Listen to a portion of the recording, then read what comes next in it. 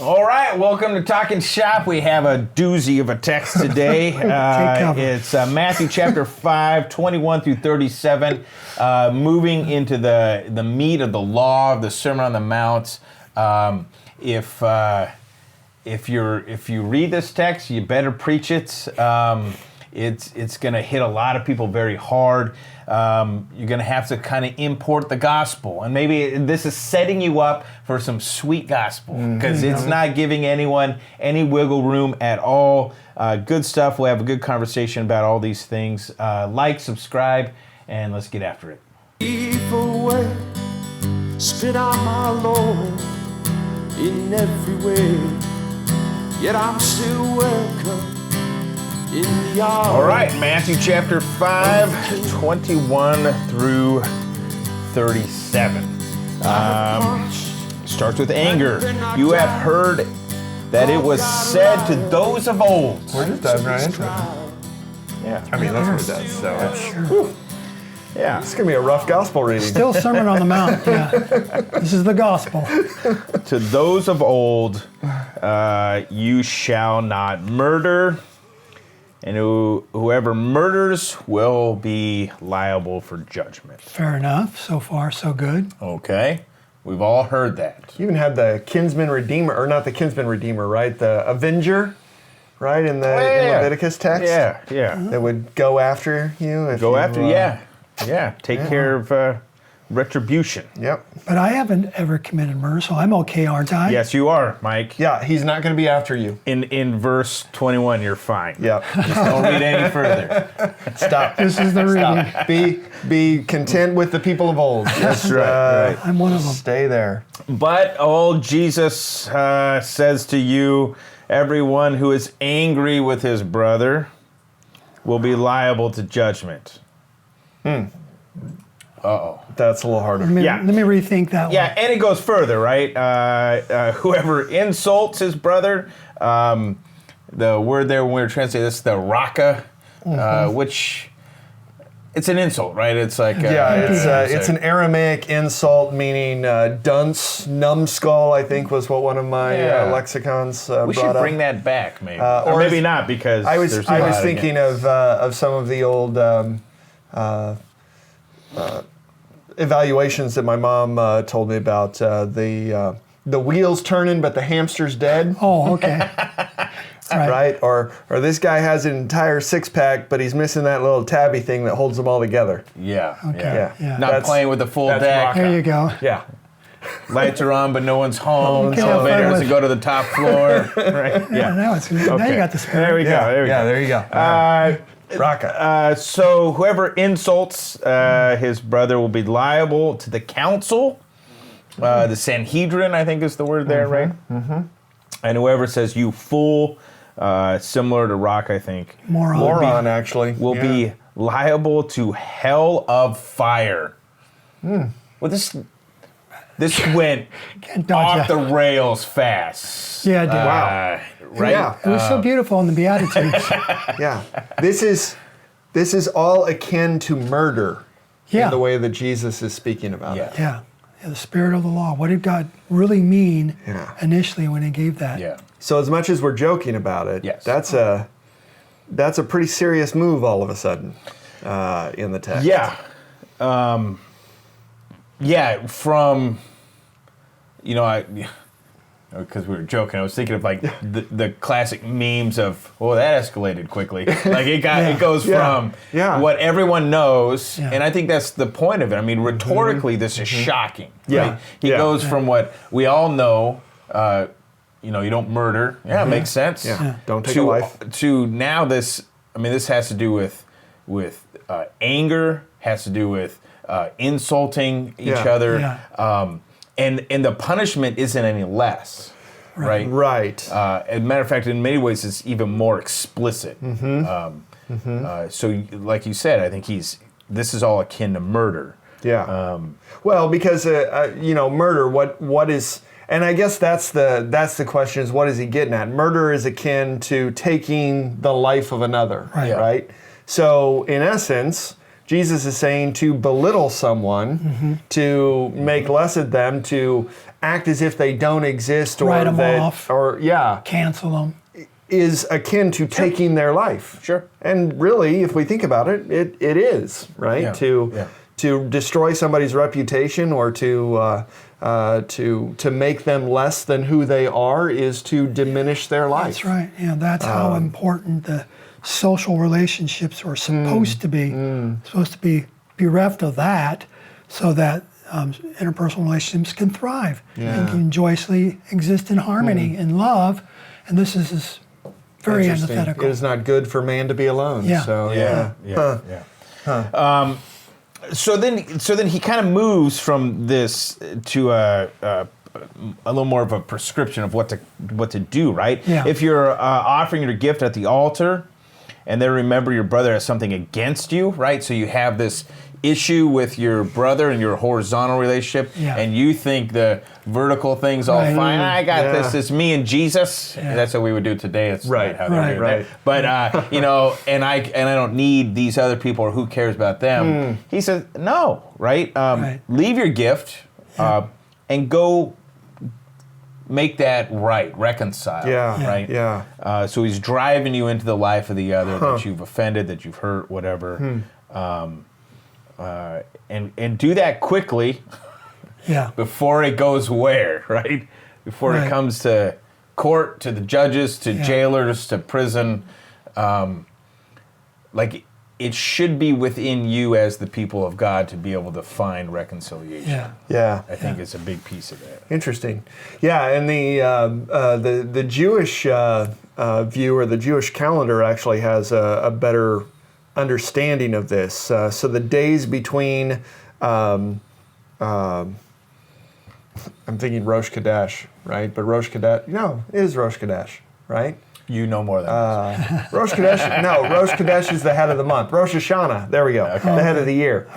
Between there and Yom Kippur is 10 days. And those 10 days are known as the days of repentance. And so the way that they say it is on Rosh Hashanah, the head of the year, God lets everybody know that the new is coming, if you will, right? On Yom Kippur, he opens up the judgment books, right, to find out who is liable. And so one of the things that actually happens in the Orthodox community is they actually reconcile with one another. One of my friends, actually, who's a rabbi, he said it was really weird because he didn't know the tradition, and all of a sudden he has his rabbi call him up and go, "Listen, I just wanted to say I'm sorry for the harsh thoughts I've had about you, or the misrepresentations I've given to you and somebody else." To which he's going, What did you do? Right? What happened? And then he realizes that this is one of the traditions of his rabbi of this Rosh. And I think even outside of that, like there's probably a lot of people have had the experience. I know I have with like an old college friend who's a recovering alcoholic, and he's going through the steps, and he calls you, and he all of a sudden he's saying stuff that I don't even remember. Like I don't, like it wasn't on my mind, but it's clearly on his. So it doesn't have to be this grave kind of. But it doesn't make it less real. Like this is a real. There were injustices. There were things that were out of balance. And we don't practice it very much. But Jesus is saying this is kind of the life that we should live. I mean, in essence, we do, because honestly, and maybe if you wanted to take this into the corporate, maybe you could actually tell people when we're doing confession and absolution, when we're doing confession, we're really confessing to each other.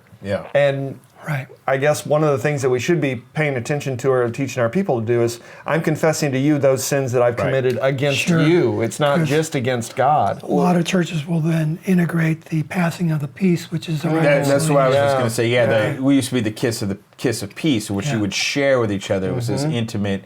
It was a saying, "Hey, we're okay. Like we're going before the altar of our Lord, but we're okay too. Like there's forgiveness, there's acceptance here." That's interesting. And look where the burden is, though.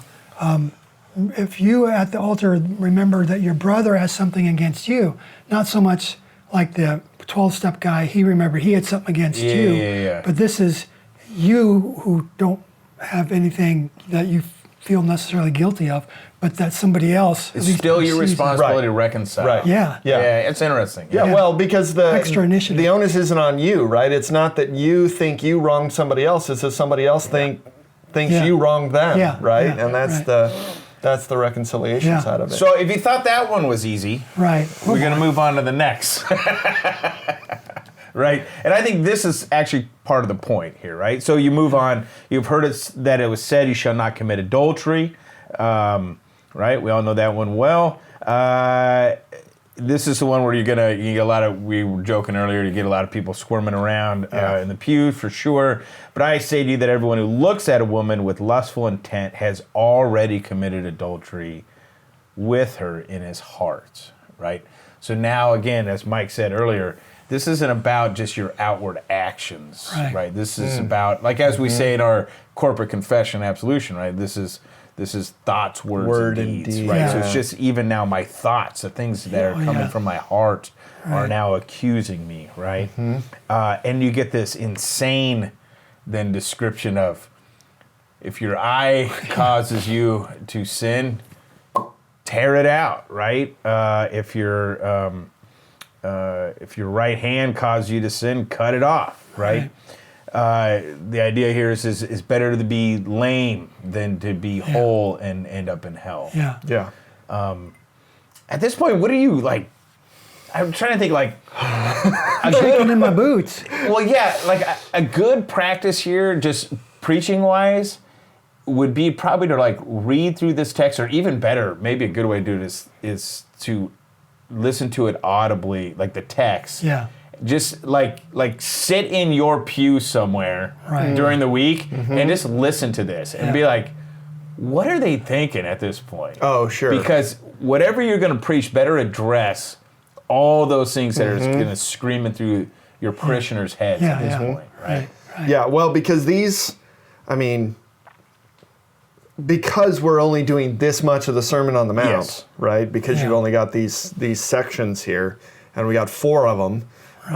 We're only through 2, and we're already kind of, Trembling, yes. is you're gonna hit somebody. Yeah, absolutely. Right? It's kind of like C.S. Lewis's Screw Tape Letters, right? Where when I listened to it the first time, I was like, oh yeah, I can see how that would be a problem. Oh, I know somebody who struggles with that.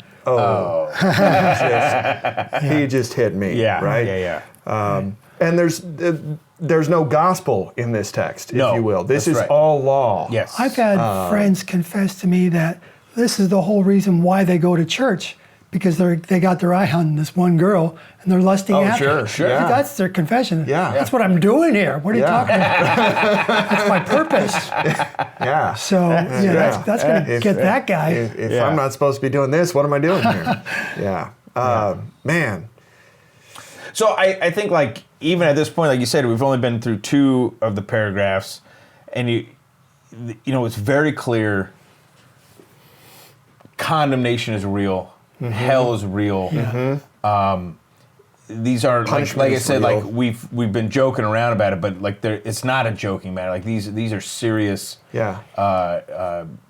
terrors. Well, with eternal consequences too, right? Yeah. Because you think about it, right? So no eye or no hand, and Jesus says it's better for you to live the entirety of your life on earth this way. Yeah. Because if you don't, you're going to end up in a place of torment in the hereafter. Of course, all those emerge from the heart, so you got to take your heart out, because that's where evil thoughts. Yeah, it's the classic, like, if you in keep your cutting heart. things off, how far do you go? It's like 'Cause- Monty Python, just a flesh wound. Yeah, right. But there's just a stump. Yeah, because now you've got your memories of what your eye has seen. Yeah, take even your brain if out while you're at it. Yeah. And so if everyone so far at church is fine at this point, we move on. Withstood that. It was also said, whoever divorces his wife, let him give her a certificate of divorce. There's a lot of nuances here, I think, that people will take with this. But people's ears are going to perk up. I mean, this is just basic stats. I mean, you're going to have, close to half of your married people in church have been divorced, remarried, divorced, not remarried, whatever. Right. But this marks the reality of the human condition. But I say to you that everyone who divorces his wife, except on this ground of sexual immorality, makes her commit adultery. And whoever marries a divorced woman commits adultery. So the certificate of a divorce was, you can almost see it as it was a way to protect the woman, like as she's separating from the man or whatever, that this has failed. This isn't the only time Jesus speaks about this. But I think, again, one of the bigger things is like there's no sinless spot in this. Right. There's no kind of like, oh, I gave her the right letter, right? Or was something. Right. And you had mentioned, we were translating that some of this is also seems to be, you're causing them to be an adulterer if you say, well, I don't want her because I want this one. Yeah. So it's not now like an incompatibility or something like that, where like it's tearing our lives apart, we're separating. Right. It's rather, no, I'm hunting for something else. So what he's kind of saying here is if you divorce your wife, right, if you go to her and say, I no longer want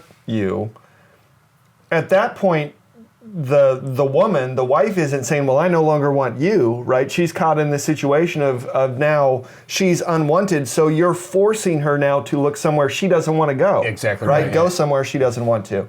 And on the other side, then it's marries somebody who is divorced or who has been divorced. Yeah. It's the idea of you're going with them. They become divorced because they want to be with you, kind of thing. There's a situation there. But I think one of the ways that you, for the sake of all your people, right, is you look at them and go, look, for those of you who are divorced, those among you who have spoken hateful words to their neighbors, they're no better off than you are. Right. Lusting after the other person. Yeah, those of you who have looked longingly on somebody else, they're in the same boat. So just realize we're all sinners here at this point. There's no hierarchy of sin. At this moment. And then to tie it off in a nice little bow, it gets to the words of your mouth. In essence, you have heard it said to those of old, do not swear falsely, but shall perform to the Lord what you have sworn, right? So this deals with taking an oath, being kind of a person of your word, I guess, that sort of thing. Yeah. You don't need to go making oaths by heaven or the... He basically says, look, because that's the throne of God, and you don't make it by earth, that's his footstool. You don't make it by the city of Jerusalem, that's his city. Like, it's all God's. Like, you're not getting out of this by some wordplay. Right. Yeah, this is crossing your fingers. This is a problem for the people of Jesus' day more than it is for us. I mean, we'll make it into our problem, and that's good. But for them, there was, I don't swear by the name of God, right? And therefore, my oath isn't as standing. It's not as strong. Right. So instead, I'll make it by the temple, or I'll make it by Jerusalem, or by heaven, because those things are close to God, and so people. But they're not him. But they're not him. Not his name. Right. Sure. Yeah, they're not him. They're not his name. Yeah. So that's not necessarily our problem. Our problem is more of and really kind of what he's saying. Be honest with what you speak. Yeah. Right? You shouldn't have to have a higher authority to give clout to what it is that you say. Absolutely. If you are truly a righteous person, you should just your word is your bond. Kind of. Let your yes be yes and your no no is how it is. People will take it as such. Yeah. If you back it up with your actions. Yeah. So this ought to, by this time, we got more to come as we continue through the Sermon on the Mount. But by this time, if this hasn't driven you to the point where you're now poor in spirit, exactly right. You're not going to get there. But that's what this does, and Jesus kind of set us up for Plan B. Plan A is to live this perfectly, as your heavenly Father is perfect. And when you realize, ding, epiphany goes off. Yeah. You can't. Where do you go? Well, you go to Christ, who offered the grace.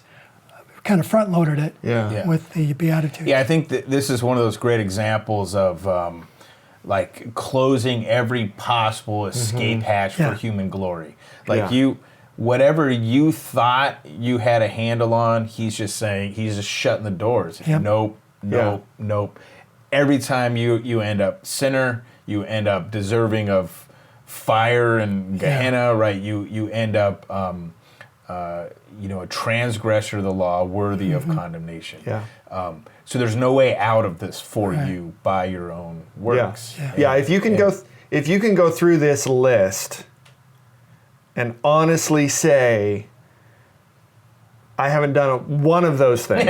All these I have done since my youth. Exactly. All of these I have done, right? If you can honestly do that, I think you're headed for Gehenna anyway. Yeah, right. I mean, it's just because you're not being actually. You're not being honest. Either that you're delusional.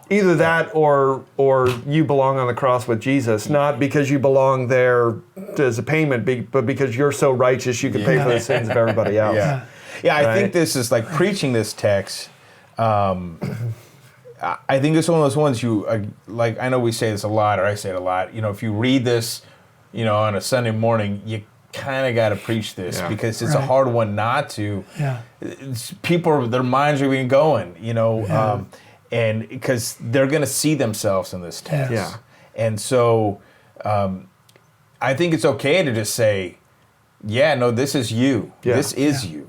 And you are worthy of this condemnation. Well, and again, there's no gospel, so you're going to have to send them back to blessed are the poor in spirit, right? Yeah. So the Beatitudes begin this. I know we've talked about it before. Begin the Sermon on the Mount, and this is where, at a professor, you would say at some point the sermon kicks you out.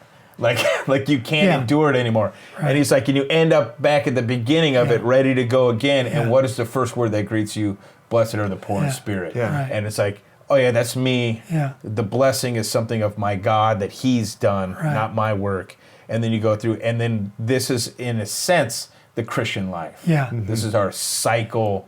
We're not every day and every way we're getting better and better. Right. We are clinging to Christ. Yeah. And more, if there's any progression, we're just learning how to do that better. Right.